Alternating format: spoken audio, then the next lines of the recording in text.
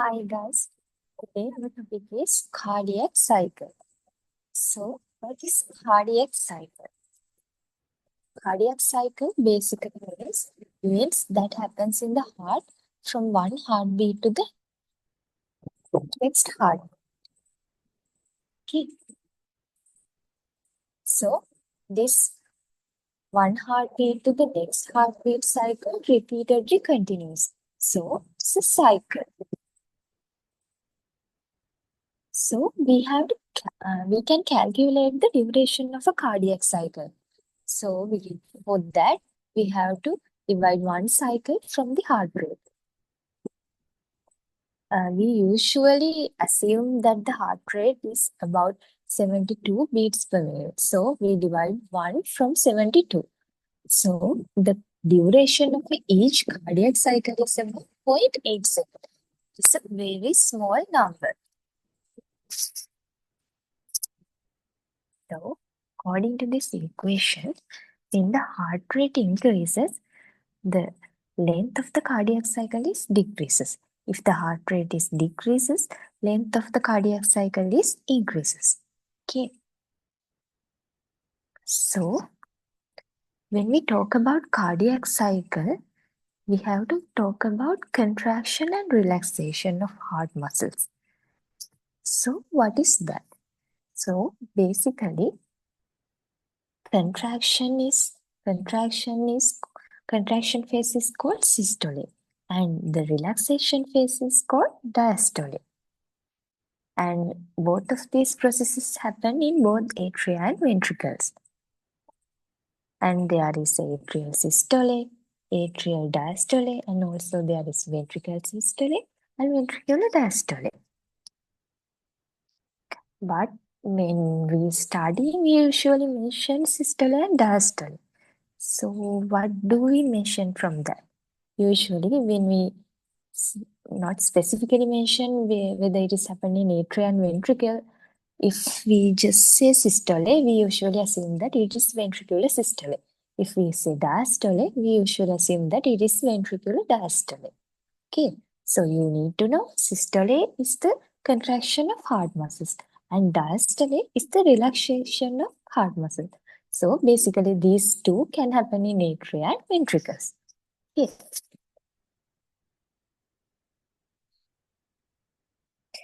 So when we put a diagram in diastole and systole, so there is atrial systole and atrial diastole and ventricular diastole and ventricular systole. So atrial systole in here, atrial systole is usually happens before the ventricular systole. Okay, when we look at the diagram, we can see atrial systole is much shorter than the ventricular systole.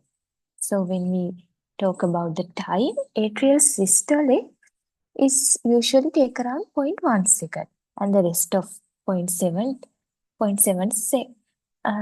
seconds is usually atrial diastole. But ventricular systole is about much lengthier than the atrial systole. So ventricular systole is usually about 0.3 seconds and ventricular diastole is about 0.5 seconds. But when we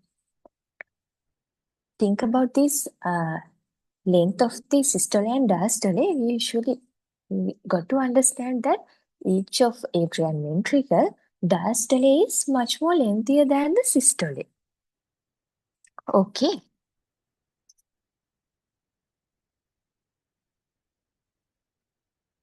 So now we are going to talk about more about this diastole and systole. For that purpose, we need to know, we just know the basics of how the blood flows. So this is superior vena cava, this is inferior vena cava. So the deoxygenated blood from the whole body comes to the right atrium through superior vena cava and inferior vena cava.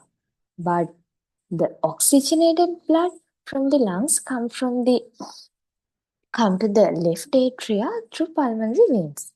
Okay.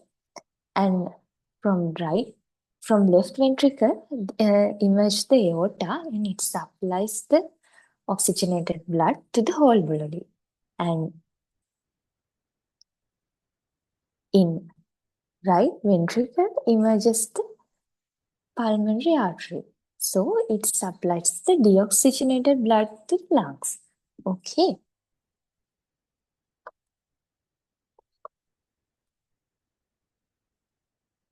So I had a simplified diagram to understand more about this cardiac cycle. Okay. As I talked you previously, to right atrium, there's blood coming from superior vena cava and inferior vena cava. For left atrium, blood comes from four pulmonary veins. And between right atria and right ventricle, there is tricuspid valve. Between left atria and left ventricle, there is mitral valve. So both tricuspid and mitral valves are called atrioventricular valve because they are between the atria and ventricles. And in pulmonary trunk and aorta, there are pulmonary valve and aortic valves. Though these valves are called semilunar valves. Okay. So when the blood comes from superior vena cava and inferior vena cava to right atrium and pulmonary veins to left atrium, the filling of atrial phase. So this is the atrial diastole. Okay. In this moment, usually atrioventricular valves are closed. Okay. So when the blood comes and blood accumulates in the right atria and left atria, the pressure increases. So the atrioventricular valves are open. So blood from right atria goes to the right ventricle and blood from left atria go to the left ventricle.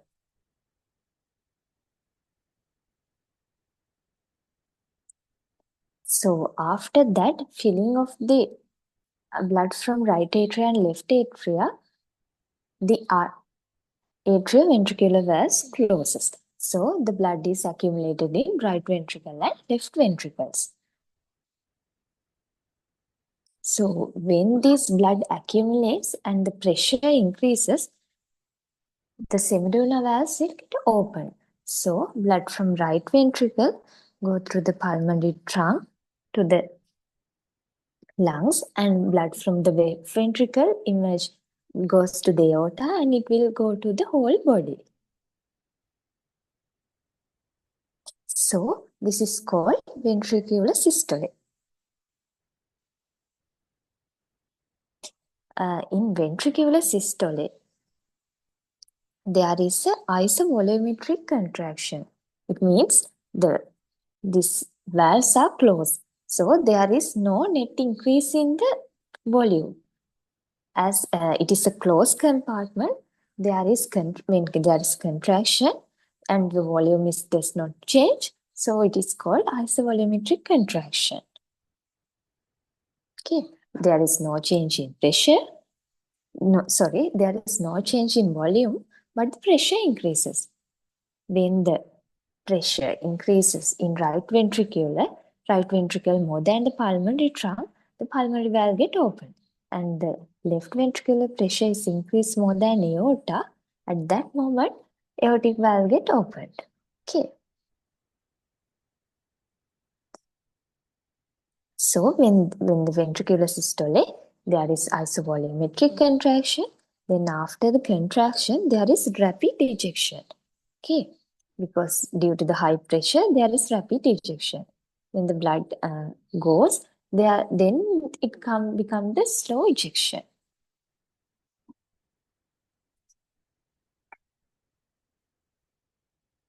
In here, we talk about ventricular systole. So we are going to talk about ventricular diastole. So in ventricular diastole, there is isovolumetric relaxation. As I told you previously, there is no change in volume.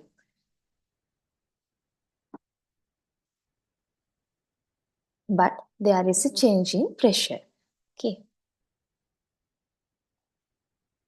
So in ventricular diastole, relaxation of the ventricles. Also, we can classify it as three phases.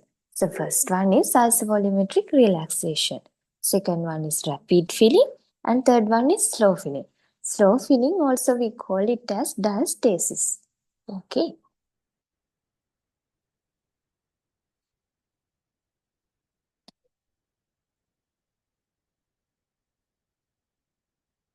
So we talk about the basic steps, what happens in the cardiac cycle. So, uh, shall we go through about the cardiac cycle again? So, when there is atrioventricular valve closure, there is isovolumetric contraction. Due to that isovolumetric contraction, due to the increase of the pressure, the semilunar valves get opens. Okay, then there is rapid ejection and slow ejection. After that, semilunar valve get closed. So all the valves are closed at that moment. So there is isovolumetric relaxation. After that, atrioventricular valve open and there is rapid and slow filling and the cycle will continue.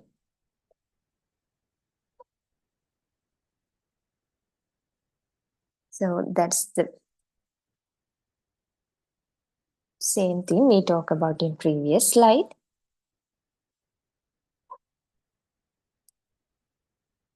So, as we talked about earlier, there is atrial systole and atrial diastole and ventricular systole and ventricular diastole.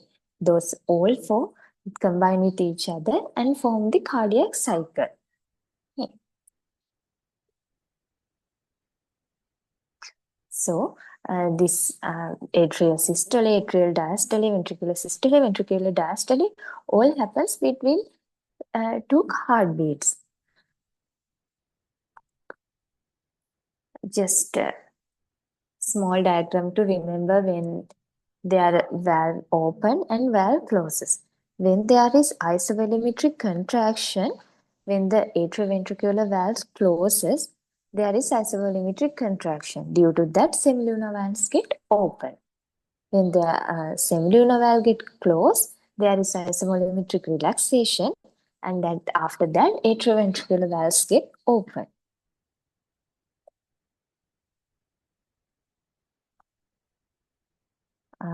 So that brings us to the end of our discussion. So we talk about cardiac cycle. Just a quick overview. In cardiac cycle, we talk about what happens from one heartbeat to another. So in that cardiac cycle, there is systole and diastole. Systole means contraction of the heart muscle. So the diastole is the relaxation of the heart muscle. So in each cardiac cycle, there is atrial systole and atrial diastole. There is also ventricular systole and ventricular diastole. So you need to know what happens in ventricular systole, ventricular diastole, which valves are closed, which valves are open, which type of contraction happens, which is isovolumetric contraction, what are the pressure changes. So, after the lecture, just read about your reference book about the cardiac cycle. From this is just an overview of the cardiac cycle. So, in next session, we are going to go deep about the cardiac cycle, and we are going to talk about the pressure changes and the graphs. So, for to understand that deep concept, you need to have a basic idea about the cardiac cycle. So, read around the topic, and in next session, we talk about more deeply about the cardiac cycle. Okay, that brings us to the end of the session. Okay, thank you.